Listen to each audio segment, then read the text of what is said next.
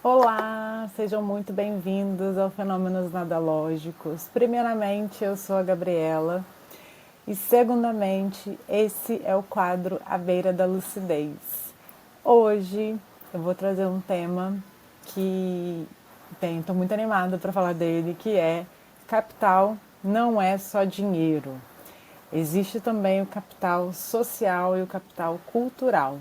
E a gente vai destrinchar um pouquinho esses temas, falando de capital social, capital cultural e como eles são importantes para a gente, entre aspas, vencer na vida, né? Como o capital social, o capital cultural, eles podem, melhor, eles são essenciais, né, de alguma maneira, para que a gente possa desenvolver novas habilidades e conquistar e abrir novas portas para alcançar outros lugares, né, e ter novas possibilidades na vida quando a gente não nasceu, digamos que em berço de ouro. Eu comecei a pensar sobre isso recentemente, nos últimos dias. Isso me veio assim uma reflexão sobre isso. Eu não sei nem de onde que saiu, mas eu comecei a pensar sobre como que é importante as relações que a gente tem e os acessos que a gente tem à cultura, à educação também, mas muito também à cultura, para que a gente possa buscar caminhos mesmo, né, para adquirir novos lugares na vida, né? E aí eu começo falando até de mim mesmo, né? Quando eu comecei essa reflexão, eu não comecei pensando em mim, mas depois eu percebi que aquilo também falava muito sobre mim. E eu não... Meus pais, por exemplo, eles não têm faculdade, então eu não nasci numa realidade em que isso era aquele padrão, né, de eu vou estudar na escola, vou fazer o ensino médio. Na minha época já chamava ensino médio, né, na época dos meus pais não chamava, e aí depois eu vou fazer faculdade. Isso não era necessariamente assim, né, era natural que a gente fosse trabalhar. E aí e não na realidade deles, né, na verdade. Minha mãe até teve a oportunidade de fazer faculdade, mas por conta mesmo da família, né, de trabalhar, de cuidar de nós, dos filhos, ela não conseguiu seguir fazendo faculdade. Então, ela não fez faculdade. O meu pai também não tinha feito faculdade. Então, isso dentro da minha família nuclear, eu fui a primeira pessoa que fez faculdade. Então, essa realidade foi uma coisa que partiu ali de mim, né, no meio que eu vivia. Eu estava estudando no que na época era o Cefet, hoje é o IFE, e naquele meio era natural que fosse fazer faculdade. Então, assim, eu cheguei dentro da minha casa falando, vou fazer a faculdade, porque dentro dos meus professores, né, era estimulado a fazer o vestibular e ir fazer faculdade. Então, como é importante esse capital social, que é o meio, né, e esse capital cultural, que é aquilo da cultura, né, que é aquilo que a gente consome, né, para que o indivíduo ele vá se movimentando de maneira a ir buscando caminhos e buscando se ocupar lugares na vida que vão posicioná-lo em situações, né, na vida que vão permitir que ele tenha novos acessos, né? Eu estou tentando ter muito cuidado com as palavras, né, porque a ideia aqui não é estereotipar, né? Então não é isso que eu quero trazer, mas eu quero trazer, na verdade, possibilidades para a gente ampliar a visão. Mas eu também não quero ficar aqui tendo que ficar me podando para falar, né? A gente está conversando aqui, quando eu venho trazer, é uma conversa, é um diálogo, então quero tentar falar de maneira mais livre possível, entendendo que vocês sabem que eu não estou estereotipando. Então vamos lá. Dentro desse contexto, então, eu percebi que como foi importante para mim, primeiramente, o meu capital cultural, para depois, então, também ser muito importante o meu capital social. Primeiro, porque o capital cultural que eu tive foi de estar sempre ali envolvida, né, com coisas que eram relacionadas à cultura mesmo, né? E por que eu estou falando de cultura e não estou falando de educação? Eu estou falando de cultura porque é muito comum que a gente associe cultura à educação. E também é muito comum que a gente valorize a educação antes da cultura. Se a gente observar, né, quando a gente fala até mesmo, né, a gente precisa valorizar a educação, a gente precisa de incentivo à educação, a gente precisa que a educação seja implementada, né, o acesso à educação. É muito importante, Mas muitas vezes a gente tem acesso à educação, a gente tem acesso à educação que não é libertadora, a gente tem acesso a uma educação que é opressora, né? Então, entender que muitas vezes ter também acesso à cultura junto com a educação vai possibilitar que esse indivíduo que tem acesso aos dois, ele também consiga pensar por conta própria e aí fazer as escolhas dele, né? Mesmo que a educação seja opressora, ele tendo acesso também à cultura, ele tem mais chances de ser livre para avaliar, né, o que ele vai escolher por ele mesmo. Então, quando eu falo da cultura, desde muito novinha eu tive a oportunidade de ter acesso a teatro, né, a fazer aulas de teatro, eu fiz aulas de balé, eu morava num lugar em que tinha um centro comunitário que tinha balé, então eu fiz balé, eu fiz teatro, eu fiz muitos esportes, né? Então eu estava sempre envolvida nisso, né? A leitura sempre foi muito presente na minha vida, eu sempre fui muito estimulada a ler, né? E na minha família tem até hoje, né, um projeto social que é o Centrinho, já falei sobre isso muito no meu Instagram, sempre falo, né? Fiz uma palestra lá recentemente. Então é uma escola que é um projeto social, né? E é uma escola para pessoas com deficiência e que, além de ser uma escola, né, também um projeto social e cultural. Então, é muito importante ali, né, porque minha mãe trabalhava nessa escola, então desde criança eu estive ali inserida e eu aprendi muito ali, tanto a lidar com o diferente, né, que eram as crianças, que eram pessoas com deficiência, eu era uma criança, elas eram também crianças, e eram pessoas com deficiência que tinham diferenças, né? Elas mostravam ali comportamentos diferentes, então eu aprendi a lidar com o diferente e tinha muita cultura envolvida, né? Porque ali também tinha muitos projetos culturais para angariar fundos para a própria escola, né? Porque ela tinha essa necessidade, porque como era um projeto social, muitos alunos não pagavam, enfim. Então, esse envolvimento cultural, ele era um envolvimento que foi ali me alimentando sem que eu percebesse, né? E também não era intencional, né? Não existia ali por trás uma intenção, nem mesmo da minha família, de que eles sabiam que eles estavam me nutrindo culturalmente, né, para isso. Então, quando a gente fala de capital cultural, a gente está falando de tudo que o indivíduo, né, que a pessoa se alimenta, né, consome. Olha aí, quando a gente fala de consumo, a gente está falando de uma palavra muito capitalista, né? Mas vamos usar essa palavra porque é a palavra que a gente mais, a gente está mais acostumado a usar. Então, quando a gente fala de capital cultural, a gente está falando de tudo que a gente consome, que está relacionado a isso, né? Então, é a leitura de livros, é o acesso ao cinema, ao teatro, né? À arte, de alguma forma, seja a poesia, seja mesmo a arte, né? A pintura. Eu fiz pintura, né? Eu fiz aulas de pintura. E embora assim pareça muito elitizado, né, dentro da minha vivência ali, isso não era muito elitizado não, é porque eu vivia, eu morava em Macaé, e Macaé isso era um pouco mais acessível, né, era uma realidade em que isso era mais presente, assim, né, Macaé tem um pouco disso mais difundido. Então, além da pintura, eu também fazia artesanato, eu fazia muito artesanato. Então essas coisas sempre foram muito presentes ali na minha vida e foram formando um repertório em mim, né? Então todas essas coisas fazem parte ali de uma cultura, né? De coisas que você vai aprendendo. E eu estou falando isso usando o meu exemplo porque eu estou falando muito disso na infância, né? Para dizer que isso é o que vai sendo adquirido ao longo da vida, né? Então assim, não é só quando se é adulto ou quando já está numa fase de aprendizado ativo, né?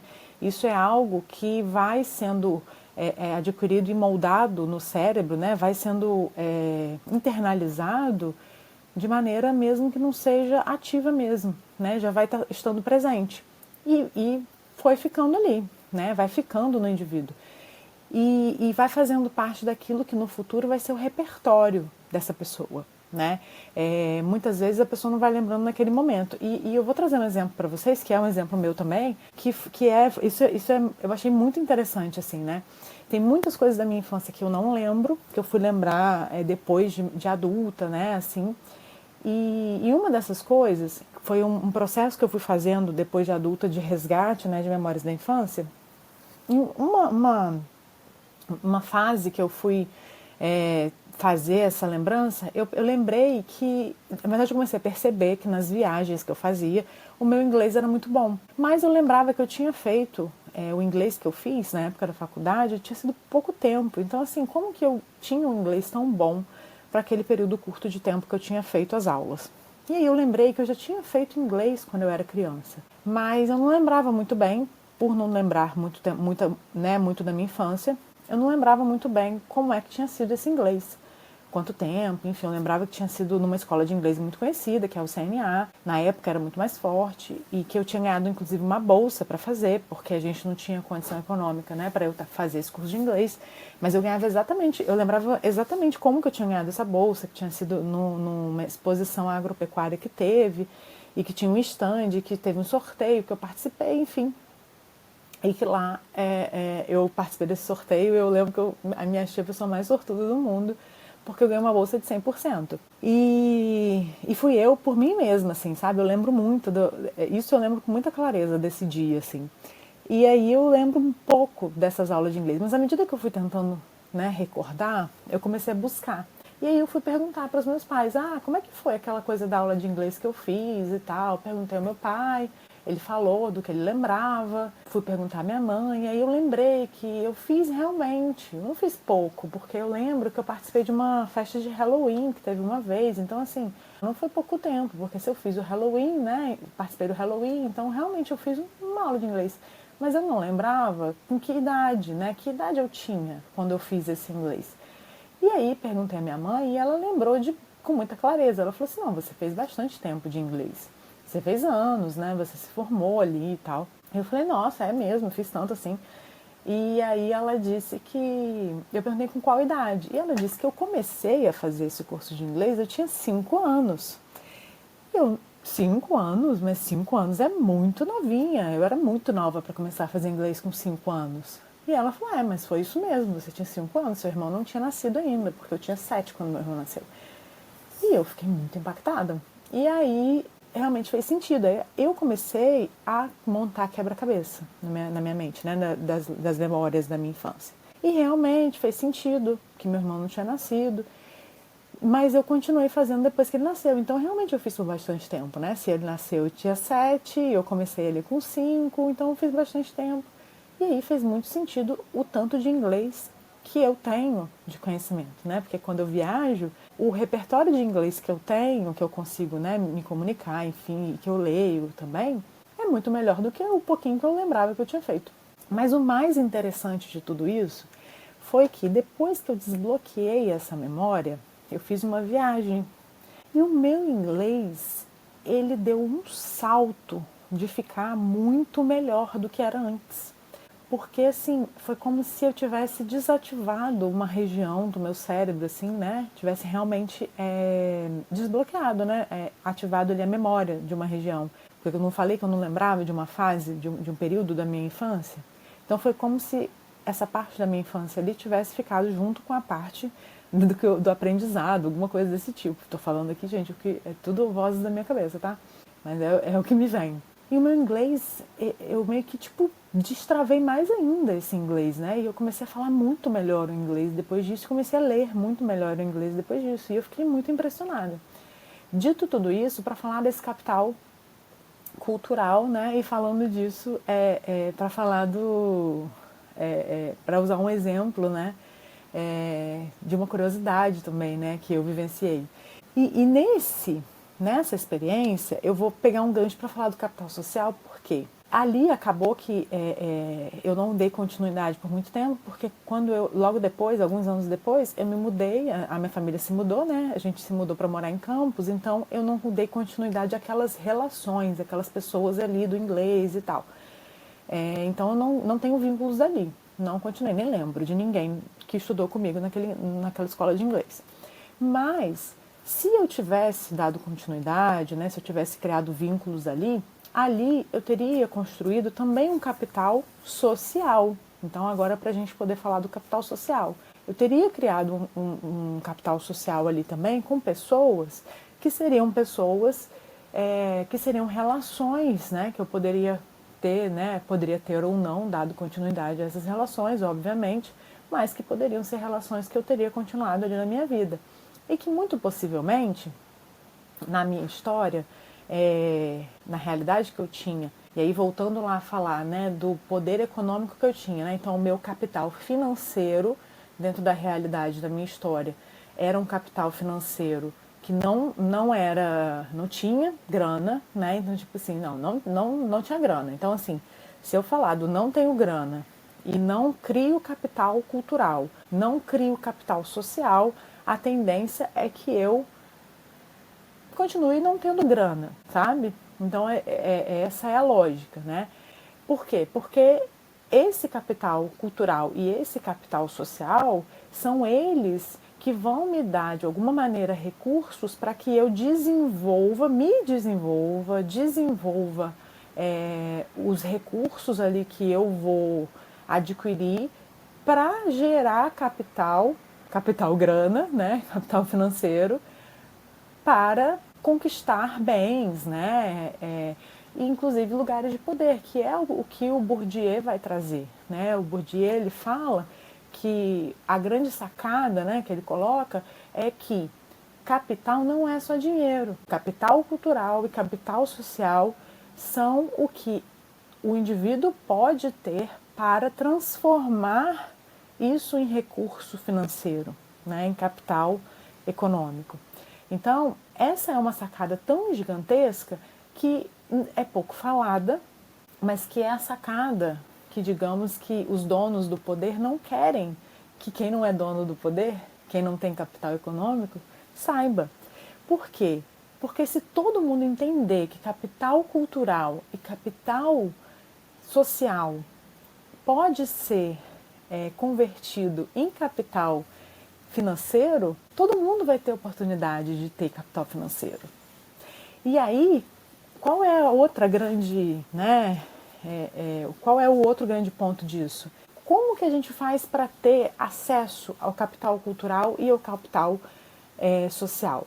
No meu caso, no exemplo que eu trouxe, eu tive até sorte, né? Eu acho que é literalmente sorte, porque eu estava no lugar certo, na hora certa, teve ali uma intervenção divina em que eu ganhei um sorteio e aí eu estava lá na escola de inglês, que é uma escola de inglês elitizada, que me deu essa oportunidade de ter um capital cultural, que era saber inglês, que é um capital cultural super elitizado, né? E ali eu poderia criar essas relações, né, com pessoas que seriam pessoas mais elitizadas e que essas pessoas poderiam ir me trazendo acessos, né, a outros lugares, e me dando oportunidades, e, né, vendo ali as minhas habilidades. E aí, por exemplo, preciso de alguém para trabalhar em tal lugar. Nossa, olha lá, a Gabriela, ela tem essas habilidades para fazer isso, vamos dar uma oportunidade a ela, né? Ela é uma pessoa de confiança, ela é uma pessoa... E vamos dar uma oportunidade a ela. E é assim que esse capital social também vai trazendo oportunidades para essa pessoa, né? Mas esse era um caso atípico, né? Mas em geral, seriam esses, né, esses dois, assim que eles vão fazendo essa possibilidade, porque à medida que você tem capital cultural, com o capital social, é como se você estivesse, assim, batendo na porta com uma mala cheia de recursos, né? Assim, se você tem o capital social, você tem aquilo que você precisa batendo na porta de quem tem a oportunidade para te dar. É meio que isso. E aí, o que é mais importante de tudo isso é que a gente precisa que isso esteja acessível. Então, quando eu falei do inglês, por exemplo, ele é muito elitizado. Tempos atrás, o inglês ele era elitizado ao ponto de só ter inglês quem tinha acesso a escolas particulares de inglês.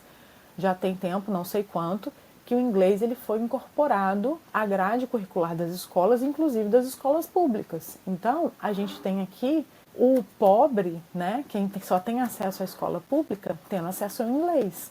Ele já tem um capital cultural muito mais robusto do que quem não, né, tempos atrás não tinha o inglês. Então, olha como a gente já está popularizando, não é popularizando, essa palavra não me agrada, mas a gente já está, esqueci a palavra, a gente está, né, esqueci completamente, mas a gente já está fazendo com que o acesso, né, a esse capital cultural, ele já esteja mais, gente, não lembro a palavra, mas vocês sabem do que eu estou falando, sabe? para mais pessoas, né? Mais gente está tendo oportunidade de ter acesso. E é isso o que é importante. E é isso que eu falei que os donos do poder não querem, porque eles querem que o poder ele seja concentrado, quanto mais concentrado, mais interessante, porque menos gente vai ter acesso ao poder, então em mais gente a gente vai mandar. Então mais gente vai ser submisso a nós e a gente vai estar aqui no topo dessa cadeia, vai ter mais gente que vai precisar da gente. Que não é o que me parece ser justo, né? Não é o que me parece ser bom, né? Porque aí a gente vai ter gente sendo explorada aqui, quem está aqui embaixo, né? E aí, além disso, né, do inglês que eu falei, que é um capital cultural, nós temos inúmeras outras coisas que são capital cultural, como, por exemplo, o acesso à literatura, né, como o acesso ao teatro, como o acesso ao cinema, né, o acesso a diversas coisas. Um exemplo que me ocorreu agora foi o que eu estou achando lindíssimo, né, o filme do Ney Matogrosso, O Homem com H, que é um filme que me encantou muito. E eu tenho visto no Instagram muitas crianças, assim, né, pré-adolescentes ali, dançando como o Ney dança, né, ali no filme, enfim, né, como a performance dele, aquela performance fluida e livre, né, como ele faz, né, de como bicho. E eu tô achando isso lindo. Por quê? Porque isso é o acesso à cultura, né? Isso é essas crianças, né, que nos vídeos que eu vi pelo menos, né, são crianças que não têm esse capital econômico, elas estão tendo acesso à cultura. E aí esse filme está dizendo para essa criança assim, olha, você pode ser muito mais, você pode mais, você pode ser quem você quiser, né? Você pode ser outras coisas, você não precisa ficar só nesse lugar aí que te disseram que é o lugar que é seu, que você, né, tem que ficar aí só aprisionado.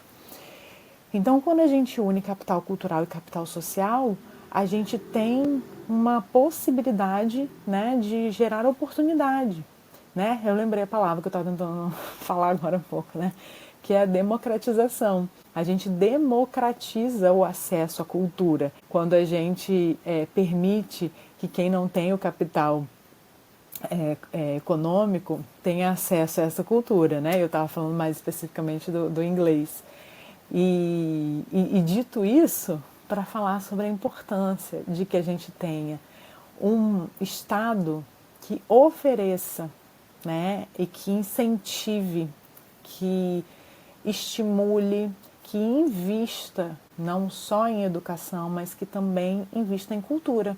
Porque quando a gente fala, né, e eu acho que isso é muito importante, a gente pegar, né, esse conceito do Pierre Bourdieu para falar que o Pierre Bourdieu é um sociólogo francês e para quem não conhece, né, tô citando porque acho que também é importante isso aqui, falar do Pierre Bourdieu é um capital cultural, então quem nunca ouviu falar do Pierre Bourdieu, depois de ouvir isso daqui, tá com mais um capital cultural para falar disso. Você não precisa saber tudo de Pierre Bourdieu, você não precisa saber muito, você não precisa conhecer a fundo, mas você já sabe alguma coisa, né?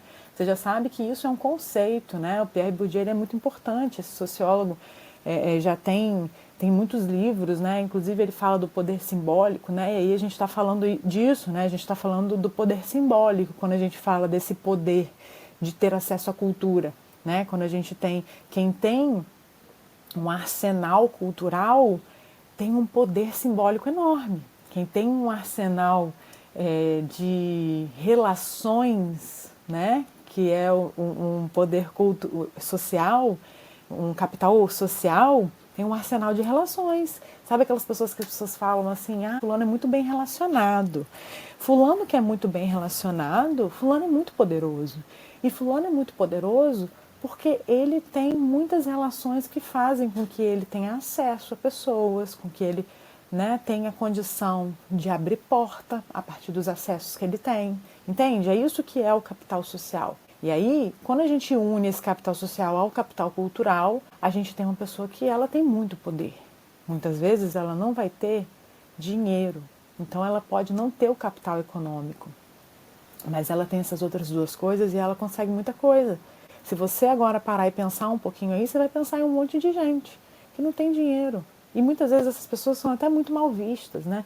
Muita gente na sociedade que a gente vive que baseia o mundo em dinheiro, né? Que entende que só vale quem tem dinheiro na conta, que só vale, só é importante, só é validado quem tem a grana, não lida bem com quem tem capital social, tem capital cultural, mas não tem o capital econômico.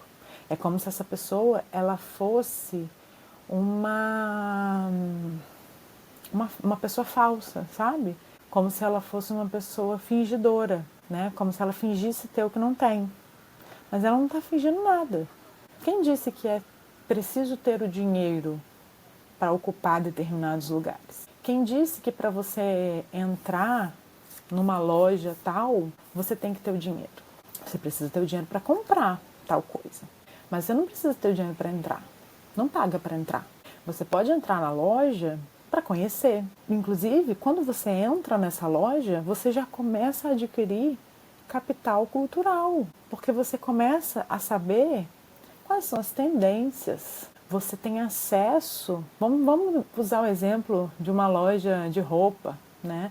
Você começa a conhecer moda, você sabe mais sobre moda, você está tendo acesso. Moda é cultura. Então você sabe ali sobre a cultura, sobre as coisas, o que tem naquela loja, não paga para entrar.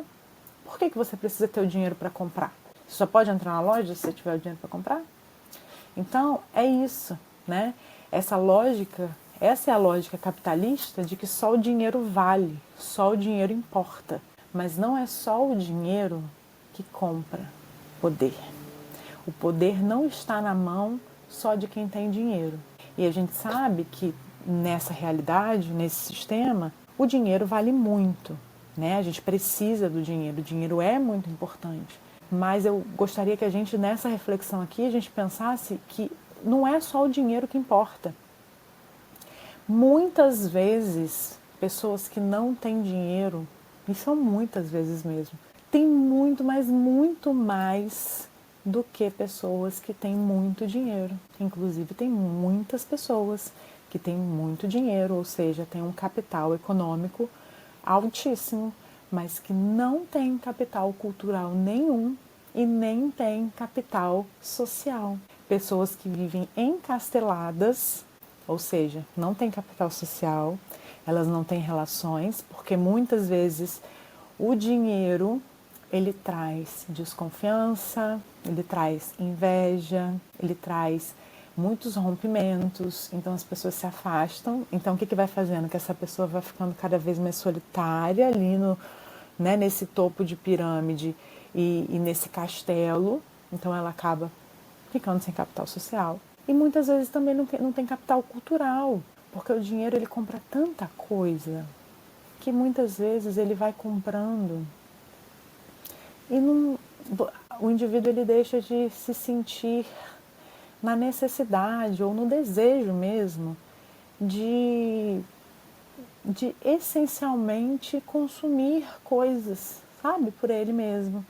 Ele não tem interesse por uma leitura, ele não tem interesse por um aprendizado de um hobby, que pode ser um hobby que vai nutri-lo culturalmente, de assistir um filme, de ir ao cinema, de ir a uma peça de teatro, de aprender a pintar, de ir a uma exposição de arte. Ele vai só consumindo, ele compra roupa atrás de roupa, compra uma, não gostei dessa mais, compra outra, ele não consegue nem perceber que roupa é essa, né?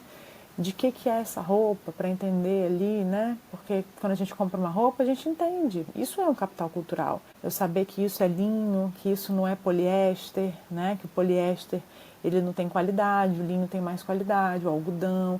Então tudo isso é um capital cultural que muitas vezes quem só compra, quem tem o dinheiro para comprar, não para sentir. E aí perde o capital cultural. E aí não para sentir, também não se relaciona, perde o capital social, né? Ou perde, ou não adquire, né? Não constrói, não se vincula. Claro que não estou dizendo que todas as pessoas que têm um capital financeiro são assim. Claro que não, de jeito nenhum, né? Até porque também não estou aqui, e isso precisa ficar muito bem dito, Não estou aqui dizendo que ter dinheiro, ter capital financeiro é ruim, muito pelo contrário. O objetivo de falar isso aqui é a gente perceber que o capital financeiro ele não é tudo. E como comecei aqui nessa reflexão, é muito importante que a gente tenha o dinheiro, porque a gente vive num sistema em que a gente precisa comprar coisas. Quem começa a viver ali sem ter o capital financeiro, talvez precise desenvolver o capital econômico, quem não tem um capital financeiro precise talvez desenvolver o capital social e o capital cultural, possivelmente primeiro o capital cultural para depois o social, depende, né? Isso não é uma regra, para então, através disso, né? E não necessariamente que isso vai ser uma coisa intencional, né? Uma coisa que vai ser as palavras estão fugindo hoje. Vai fazer aquilo com aquele objetivo, sabe? Né? Com uma coisa já planejada anteriormente, mas que você, nesse meio, naturalmente, né? Você tem ali uma habilidade, você tem uma habilidade de se comunicar, você tem uma habilidade de fazer uma coisa ou outra, você vai naturalmente encontrar uma pessoa no seu meio, do seu capital social, que vai precisar daquela habilidade que você tem. E isso vai fazer com que você gere recurso financeiro com isso, capital econômico. Então, isso tudo vai acontecendo de maneira natural. O vencer na vida para o capitalismo é ter dinheiro, né? E se a gente vive nesse sistema, a gente não pode fingir que não tem que ter dinheiro, né? Pelo menos penso que é necessário que a gente tenha para viver. E a gente não precisa apenas sobreviver. Nós podemos viver e conquistar as coisas. E eu queria também incluir aqui o quanto viajar é importante, né, para esse capital cultural, né, e também o capital social. Então, viajar está dentro desse capital social e desse capital cultural. E quando eu falei sobre a importância do incentivo, né, do Estado para fazer com que isso seja democratizado, né, eu falei do inglês, o inglês ser democratizado, né, que aí a gente passou a ter na grade curricular das escolas públicas o inglês. Outra coisa que a gente passou a ter nas escolas públicas também foi a aula de artes, né? Isso é a gente introduzindo na educação a cultura. Então, quando a gente traz a cultura para toda a população, e não só a elite tem acesso à cultura, a gente está formando capital cultural para toda a população. Quando a gente traz quando a gente traz para toda a população um capital cultural, a gente dá a oportunidade de todas as pessoas, de que todas as pessoas tenham a chance de se desenvolverem para gerar recursos para crescer, para ter acesso a oportunidades de emprego, para ter acesso de oportunidades de fazer coisas que gerem renda. Então a gente fica nessa lógica. E muitas vezes a gente vê pessoas fazendo críticas, né, severas aí, né, a tudo que é voltado para a cultura, né, como se promover cultura, né, fazer shows, né, fazer peças de teatro, né, fazer tudo isso fossem coisas inúteis, né, perda de tempo. Vamos tentar enxergar por uma outra ótica, né, do quanto que isso é repertório, e repertório essencial para que o indivíduo possa se desenvolver, porque o ser humano ele não é só uma máquina, um robô que vai fazer dinheiro. Na verdade, para fazer dinheiro na sociedade, a gente precisa desses repertórios para que a gente consiga também ter uma chance de pegar as nossas habilidades e traduzi-las, né? E fazer com que elas sejam habilidades que vão dar para nós a chance de ter assunto nas nossas relações. Porque sobre o que eu vou conversar, sabe, com as pessoas, se eu não tiver um capital cultural? Eu vou conversar sobre os outros. E muitas vezes essa é a conversa das pessoas. Se eu não tenho um capital cultural para conversar sobre